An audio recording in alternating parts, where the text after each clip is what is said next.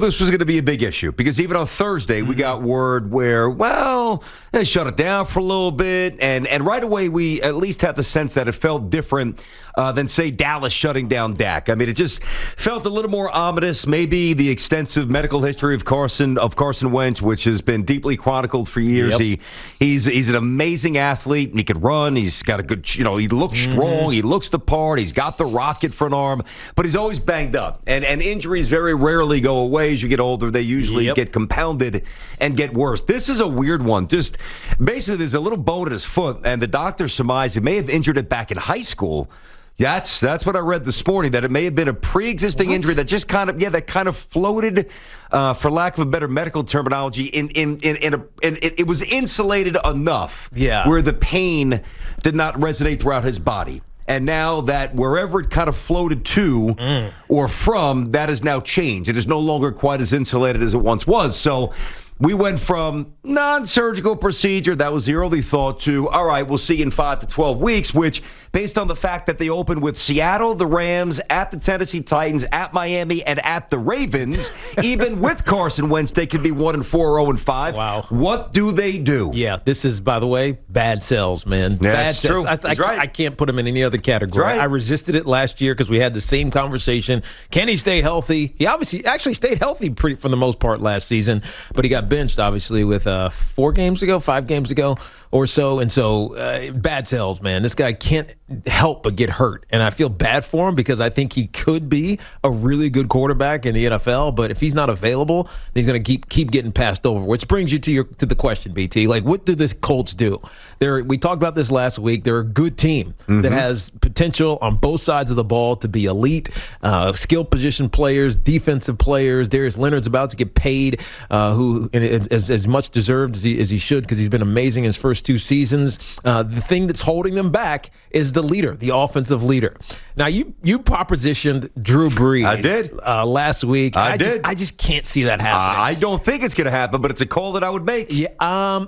Which I probably would too, but not with the expectation that it's actually going to, come to fruition.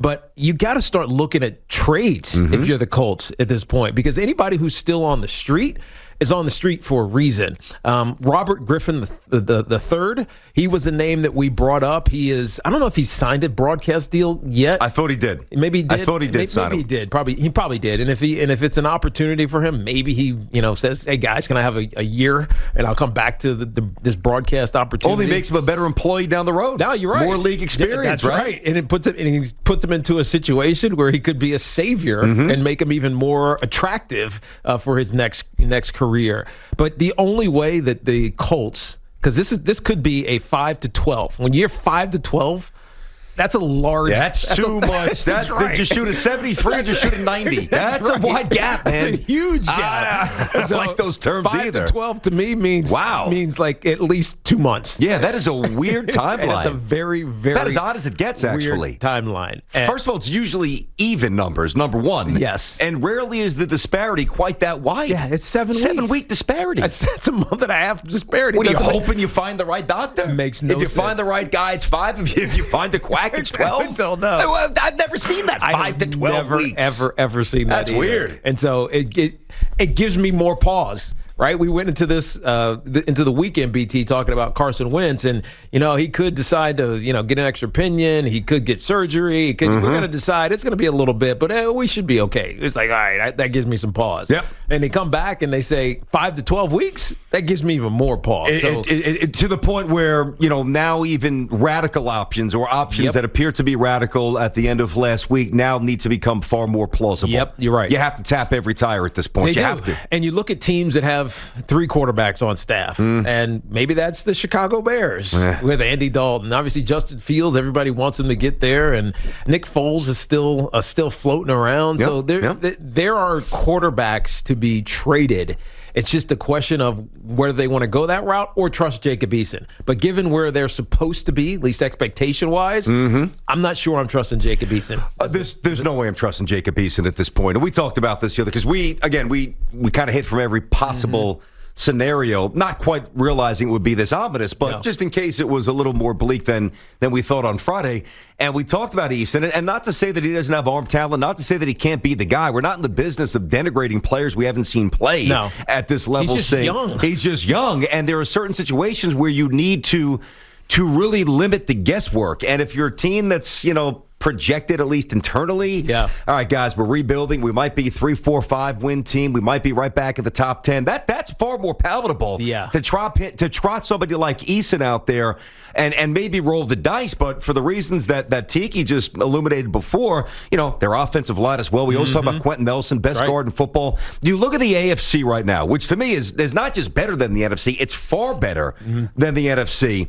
I'm going to make a few statements here. From top to bottom, yeah. From top to bottom. Yep. A few statements which, to me, would further necessitate the Colts doing something radical. Number one, the AFC North. I know we say the NFC West. The AFC North very well might go down as the best division of football when it's all said and done this year. Any strong objections to that statement? Not at all. Okay.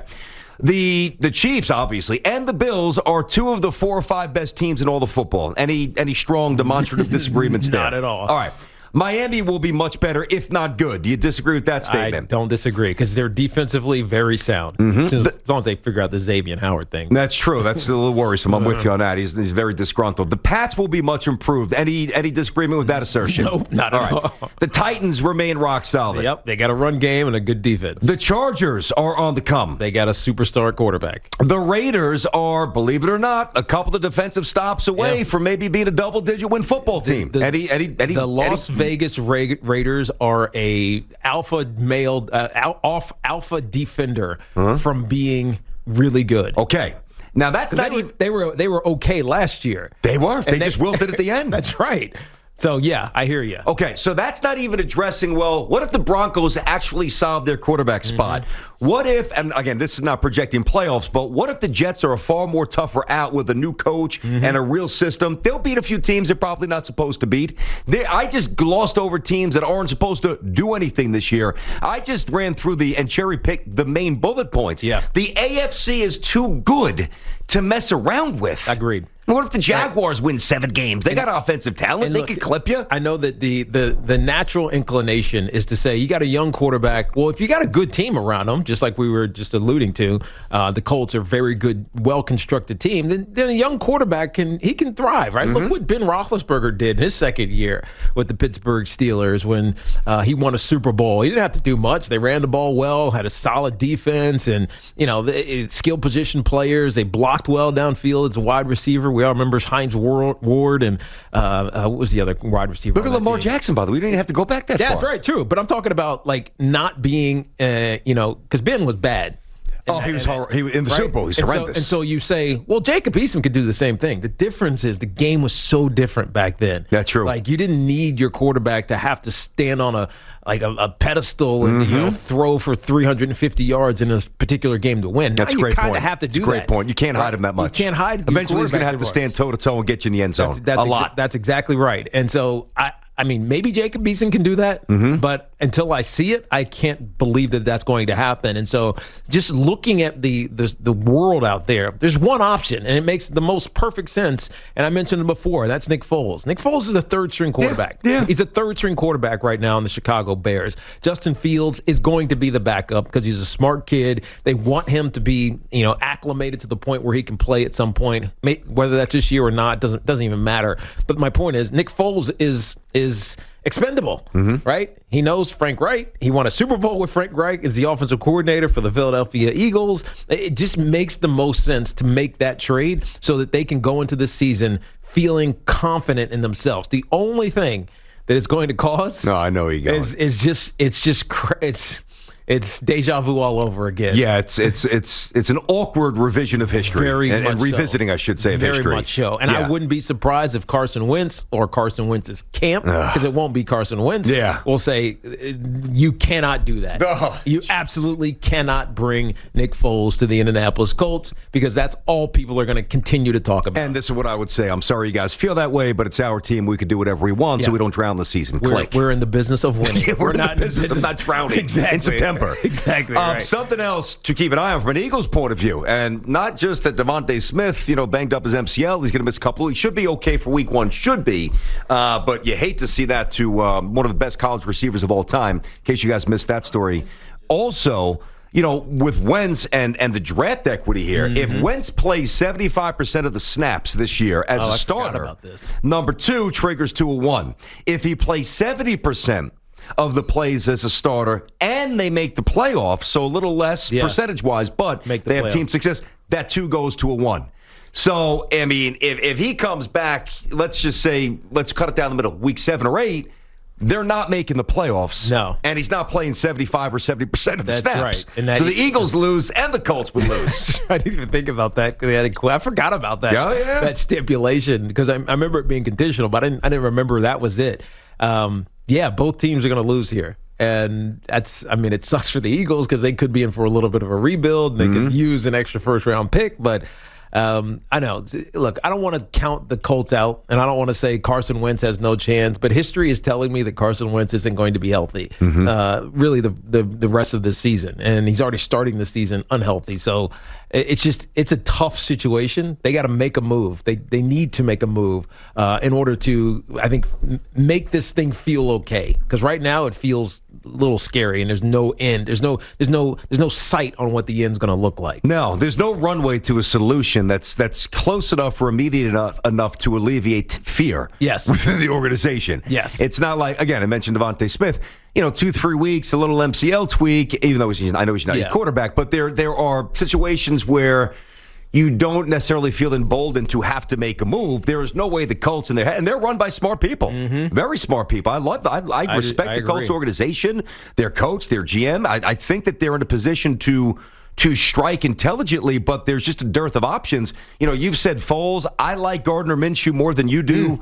I like Gardner Minshew, and he doesn't seem to be the best guy to have in the quarterback room for Trevor Lawrence. That seems to be a little awkward, at least the first day of camp it was. He's not conceding. Not conceding. If those who missed it, Gardner Minshew is not conceding Trevor Lawrence as the starter, even though he's going to be. Which won't do anything for Trevor Lawrence in terms of, I guess, retarding his development. He's far beyond that.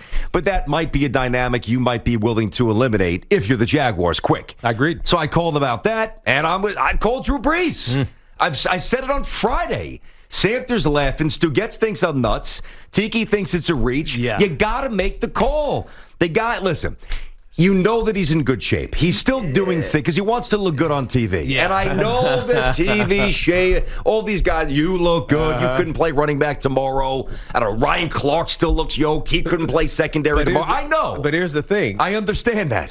Drew Brees got beat up last year, and he didn't look great. And he's had 8 months to just chill and relax. Can he make the intermediate throw? Yes. Can the Colts insulate him properly? Yes. Can they run the ball? Yes. Is he in a dome, so he's got to play in 19-degree temperature? Yes. Can he learn the Is he in a winnable division? Yes. Can he learn the offense in 3 weeks? Yes. I think he's brilliant, Maybe. And he played college ball at Purdue in the state of Indiana. Yeah, no, he'll be accepted. And people will look at it and say, yes, they are trying to do the right thing and win for us right now. Awesome. We love Drew Brees. I just don't know if Drew Brees still has anything left. I don't know that he does either, but it's a call that I'm making. And let me leave you with this, too, because we assume that now, and I don't know that it's the same exact. As a matter of fact, it's not quite the same.